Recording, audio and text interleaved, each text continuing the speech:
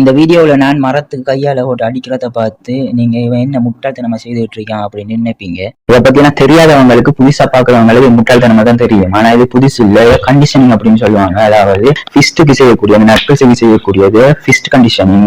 அதே மாதிரி ஃபோராம்ஸ்க்கு இதுல ஃபோராம்ஸ் கண்டிஷனிங். இந்த முன்கால் பகுதிகளில் சிம் இருக்கு, அந்த சிம்முக்கு செய்யக்கூடியது சிம் கண்டிஷனிங் அப்படின்னு சொல்லுவாங்க. இங்க என்ன நடக்குது, இதால என்ன யூஸ், இதை பத்தி நான் இப்ப இந்த வீடியோல சொல்லப்பேன்.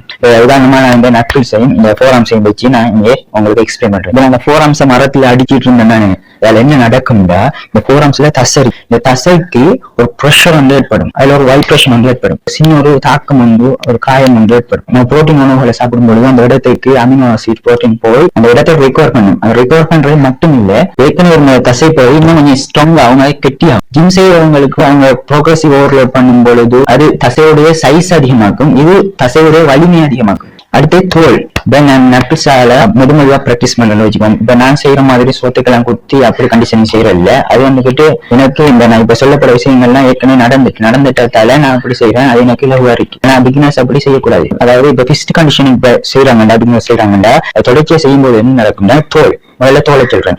இந்த தோல் பகுதி கடினமாகும். நார்மலா மெல்லியதா இருக்கக்கூடிய தோல் பகுதி இன்னும் கொஞ்சம் கடினமாகும். எப்படி கடினமாகும்னா, நம்மளோட குதிகால் பகுதி எப்படி கடினமா இருக்கோ அதே மாதிரி அந்த தோல் கடினமாகும். ஆனா அந்த அளவுக்கு கட்டியாகாது, ஓரளவு கடினமாகும். அதே மாதிரி உள்ள இருக்கக்கூடிய எண்பு பகுதி, எண்பு பகுதியை பத்தி நான் உங்களுக்கு சொல்றதுக்கு முன்னாடி வோல்ஃப் லா அப்படிங்கிற வோல்ஃப் விதியை பத்தி உங்களுக்கு சொல்லியாகணும். 19th செஞ்சுரியில ஜூலியஸ் வோல்ஃப் அப்படின்னு சொல்லக்கூடிய ஒரு சயின்டிஸ்ட் விளக்கத்தை முன்வைக்காரு. நம்முடைய எண்புகளுக்கு பிரஷர் கொடுக்கும்போது, அழுத்தம் கொடுக்கும்போது அந்த எண்பு அந்த அழுத்தத்துக்கு ஏற்ற மாதிரி அதை மாற்றிக்கொள்ளும். இது சயின்டிபிக்கா நிரூபிக்கப்பட்ட ஒரு விஷயம். என்ன நடக்கும், இப்ப நான் அதை கண்டிஷனிங் பண்றேன்னா அதுல சின்ன டெமேஜ்கள் ஏற்படும். டெமேஜ்கள் ஏற்படும் பொழுது அந்த டெமேஜை ரெக்கார்ட் பண்ணும்போது சிறிய வளர்ச்சி இருக்கலாம், ஆனா சிறிய கடுமையா பெரிய வளர்ச்சி இருக்காது, சிறிய வளர்ச்சி அதிகமாகும். ஆனா அந்த எலும்புடைய டென்சிட்டி இருக்குவா, எலும்புடைய பலம், எலும்புடைய உறுதித்தன்மை அது வந்துட்டு அதிகமாகும். அவ்வளவு பலம் வாய்ந்த எலும்பா மாறும். அதாவது அந்த வைப்ரேஷனை தாங்கித்தான், இந்த வைப்ரேஷனுக்கு ஏற்ற மாதிரி எலும்பு தன்னை பலமாக்கி கொள்ளும். ஆட்டோமேட்டிக்கா இது நடக்கும். அடுத்து டிஷ்யூ இருக்கு. டிஷ்யூ எலும்பு வளர்ச்சி இருக்கு, அது சவ்வு பகுதிகள், அந்த ஜாயின்ட்கள் இருக்கு, எல்லா இடத்தையும் டிஷ்யூ இருக்கு.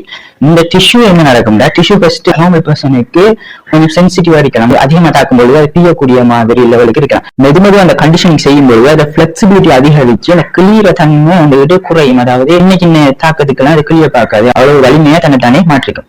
எல்லாமே உடம்புல நம்ம அழுத்தம் கொடுக்கும்போது எல்லாம் ஆட்டோமேட்டிக்கா உடம்பே தன்னைத்தானே வலிமையாக்கி கொள்ளும். அடுத்து நரம்புகளும் இருக்கு. அப்ப நரம்புகளுக்கு என்ன நடக்கும்னா, சிலர் சொல்லுவாங்க நரம்புகளை சாகரிக்கிறது, உணர்ச்சிகளை இல்லாமக்குற அப்படின்னு சொல்லுவாங்க. அது உண்மை இல்ல. உணர்ச்சிகள் இருக்கும், வலி மைனரா இருக்கும், வலியே இல்லாம இருக்காது. ஃபர்ஸ்ட் ஒரு இடத்தை தாக்கப்படும் பொழுது அந்த இடம் வலியா இருக்கக்கூடியது போக போக அது இந்த வலியை பழகி கொண்டு கடுமையா சென்சிட்டிவா இல்லாம வலியை தாங்கக்கூடியதா மாறும். சோ நரம்பு அப்படியே செயலில இருந்து வலியே இல்லாம போகாது, செத்து போகாது, வலி குறையும், மைனரா வலி இருக்கும், தாங்கக்கூடிய சக்தி கிடைக்கும். இந்த மோட்டார் கொண்ட தற்காப்பு கலைகள்ல அந்த சிம் கண்டிஷன் செய்வாங்க. முன்னங்கால கம்பிகளுக்கு பொருட்களுக்கு எல்லாம் அடிச்சு உடைப்பாங்க. நம்ம அப்படி செஞ்சோம்னா என்ன நடக்கும்னா, கடுமையான வலி இருக்கும், தாங்க இயலாது. ஆனா இவங்க ரோலர் மாதிரி கொண்டு வச்சு தேய்ச்சி சின்ன சின்ன அழுத்தங்களை கொடுத்து, அடிகளை கொடுத்து கண்டிஷனிங் செய்யறது மூலமா அவங்க வலியை தாங்கிக் கொள்ள பழகிக்கிறாங்க. அவங்களுக்கு என்ன ஏற்படுற மாதிரி அதிகமான வலி ஏற்படாது, அதை தாங்கிக் கொள்ளக்கூடிய சக்தி கிடைக்கும், மைனரா தான் வலி இருக்கு. இதைத்தான் இந்த வீடியோல நான் சொல்ல வந்தேன். அதுக்காக தான் நான் இந்த மரத்துக்கு ஃபோராம்ஸால அடிச்சு உங்களுக்கு காட்டினேன். அதாவது நான் இப்ப செஞ்சு காட்டின மாதிரி இப்படி கண்டிஷனிங் செய்யறதில்ல. ஏற்கனவே நான் இந்த சொன்ன விடயங்கள்லாம் எனக்கு இந்த ஃபோராம்ஸ்ல நடந்ததால இப்படி அடிக்கிறதே எனக்கு இலகுவாரி. ஆனா பிகினருக்கு அப்படி இருக்காது. பிகினர்ஸ் மெதுமெதுவா தான் இதை செய்து கொஞ்சம் கொஞ்சமா தான் பிராக்டிஸ் பண்ணிட்டு தான் இந்த நிலைக்கு வராங்க. உடனே போய் சுவத்துக்கு ஓங்கி குத்துறது அப்படி எல்லாம் இல்லை. ஒரு மணல் மூட்டையிலேயோ அல்லது ஒரு வாளி போன்ற பாஸ்கெட்லயோ மண் எடுத்து அதுக்கு மெதுமெதுவா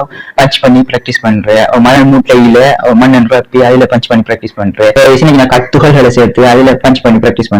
அப்படி மெதுமெதுவா செய்யும் போதுதான் கொஞ்சம் கொஞ்சமா மெதுமெதுவா உங்களோட உடம்பு டிரான்ஸ்ஃபார்ம் ஆகிருக்கின்ற ரியல் ஃபைட்ல பிளட் பஞ்ச் எல்லாம் செய்யும் பொழுது அதோட வலியை உங்களால தாங்கிக் கொள்ள முடியும். அதிகமான வலியப்பட்டு கஷ்டப்பட மாட்டீங்க, தடுமாற மாட்டீங்க. அதுக்காக தான் இந்த கண்டிஷனிங்கே செய்யறது. மற்றபடி இந்த சுவத்தை உடைக்கிறதுக்காகவோ நரத்தை உடைக்கிறதுக்காக செய்யறதில்லை. சோ நான் இந்த வீடியோல சொன்னது உங்களுக்கு புரிஞ்சிருக்குன்னு நினைச்சேன். சோ பேட் கமெண்ட் எல்லாம் செய்யாமலுக்கு அப்ரிஷியேட் பண்ணி இந்த வீடியோ லைக் பண்ணி ஷேர் பண்ணி என்னை ஃபாலோ பண்ணுங்க. யூடியூப்ல பாத்தீங்கன்னா சப்ஸ்கிரைப் பண்ணுங்க. உங்களோட கருத்துக்களை நல்ல முறையில சொல்லுங்க.